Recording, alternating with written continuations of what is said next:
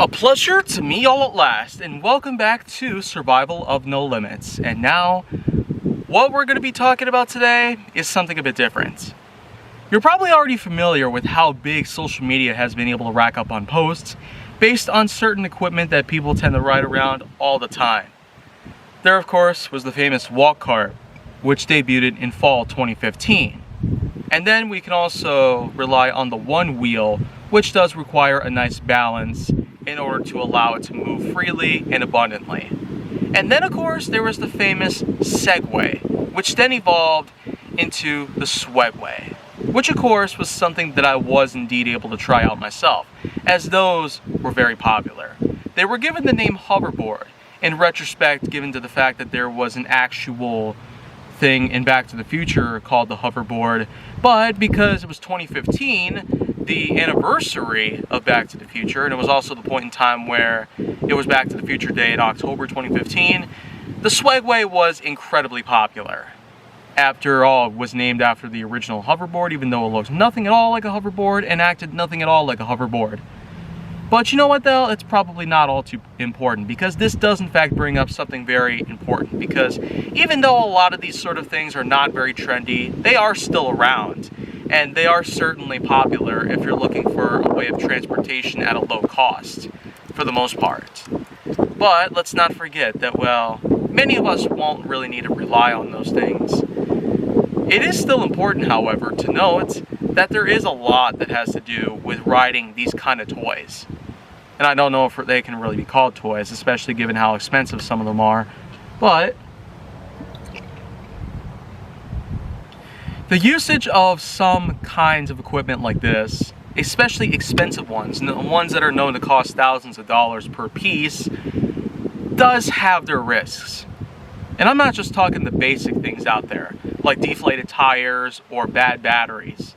I'm mostly talking about the things that happen to do with the riders, especially ones who have zero experience with these things whatsoever. Nada. That's what's most important about it, because there have in fact been tons of occasions where people have gotten themselves injured after certain usage of some of these things out there. Be it the one-wheelers, or the usage of the Swegways, or Segways, or other kinds of little vehicles like those. On a daily basis, you can find at least somebody out there who is known to use something like this. And most of the time, it's almost very similar to like when back in the day bicycles and skateboards were certainly the big rad portion of the whole entire thing, and then moving on to actual dirt bikes and motorcycles and all that good stuff, and then moving on to certain things out there like cars, beginning with ones that are as small as the Smart Car or the Ford Focus to ones that are as large as possible in the world, like the Ford Excursion, pretty much.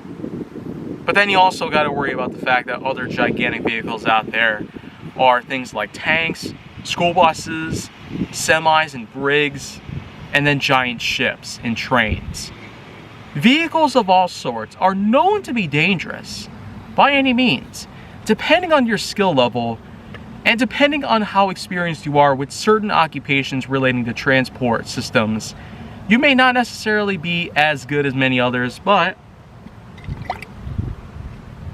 in the end, you sure do have quite a skill involved, at least with something. Whether it be any of these smaller vehicles that I've already mentioned, or ones that are outside all these things, like electric skateboards, scooters, and bicycles. Yeah, the world is getting more electrified nowadays than ever.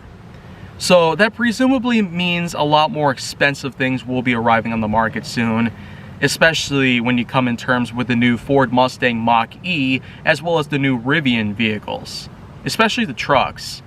Those things that are all electric powered, they're becoming more common every day nowadays.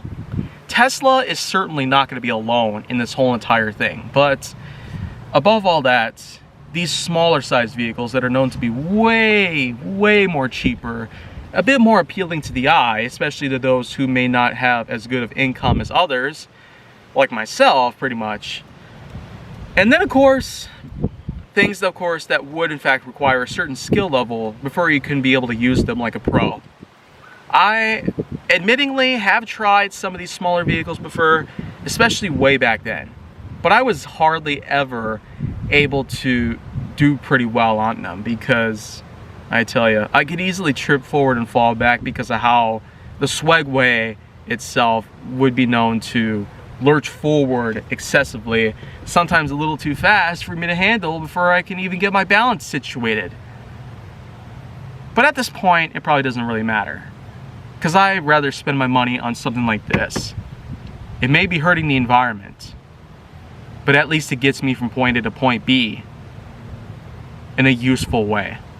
A practical, strong, tough way. The SUV is something that I would rather send to the junkyard for their parts to be used to create more efficient machines. Yet, I cannot do that right now. So anyways,